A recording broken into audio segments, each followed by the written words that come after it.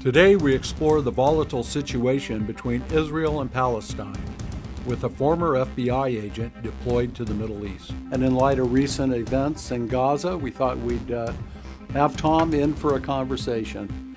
How you doing today, Tom? Doing great. Thank you very much. Thanks for the invitation. Tell GV Wire viewers a little bit about yourself. Well, born and raised in Kingsburg, raised right here in the Valley. I was with the police department for a while and then went to the FBI. And one of your assignments sent you to Israel. Tell us about how that broadened your perspectives on the American relationship with Israel. Most people are not aware that the FBI has offices overseas, and representatives overseas are actually called the legal attachés. And that was a title given back in the 1940s by the State Department because we have to have official titles if we're going to be under diplomatic cover, which we are when we're working overseas. I was working counterterrorism at the time back in Washington, and I had 13 countries that I covered, and Israel was one of those 13 countries. What we do overseas is our primary purpose is to pursue investigations that originate here in the United States and why they needed us to perform work in that particular country pursuing the American FBI investigation. We actually had a situation where there was a Palestinian American who at the time had moved to a major city here in the United States, committed an armed takeover of a bank. He stood trial, he was convicted, and before sentencing, he fled the United States, went back into the Gaza, and was residing in the Gaza. And so how did that end up?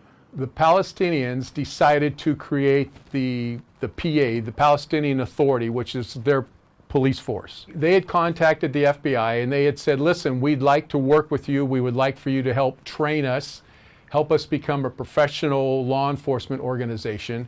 We're willing to send him back to the United States to face justice if in return you'll consider working with us. So I worked with Washington, D.C., we negotiated, and that began a relationship between the FBI and the Palestinian authorities. So more than 60 Palestinians were killed recently, more than 1,000 injured, and that came after the embassy was moved from Tel Aviv to Jerusalem.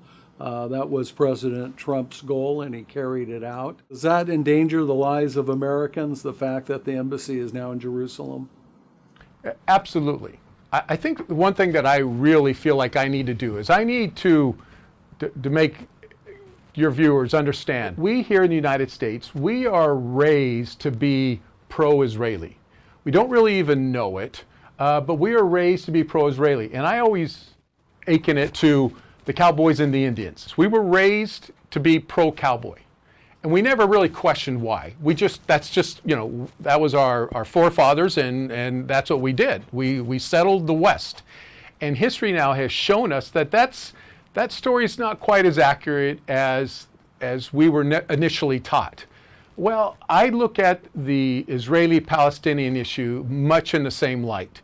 I mean, here I was going over there and dealing with issues with primarily the Israelis at the time, but I saw things and I experienced things. This is the most important part for me. I'm not saying this is everyone would come to this conclusion, but I saw and experienced interactions that made me stop and realize, as always, there's two sides to every story. And that in this country, the Palestinian story is seldom, if ever, really told. And so it's an extremely complex issue.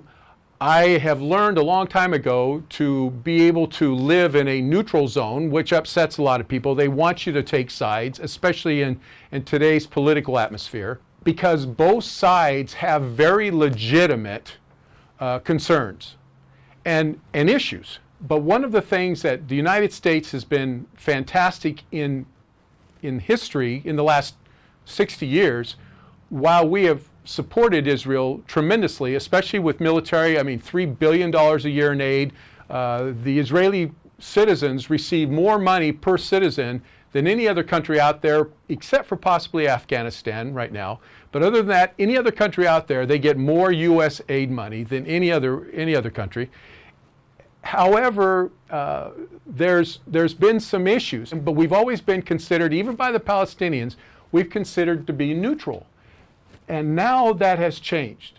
The second that President Trump said we're placing our embassy in Jerusalem, which is a very, very controversial area, he is no longer saying we're going to be neutral. He has now made a statement, although he denies it, he is saying, no, we're open. We're still non-biased, non-partisan. We're here to try to help solve the problem.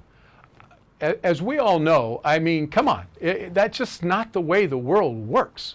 Maybe in the club and the people that he travels around with, but in the common world where grudges are held, that just isn't going to work. So because of the organization like Hamas that's in the Gaza, because of the restrictions that are placed on the Palestinians, now the fact that we told the Israelis, or we have shown the Israelis that we support their cause, we're moving our embassy from Tel Aviv into Jerusalem, it is really going to cause a lot of issues. And I am terrified. I have friends that are scheduled to go to Israel this summer, and I have pleaded with them to hold off on their trip because I think it is just a powder keg waiting to be lit at the moment.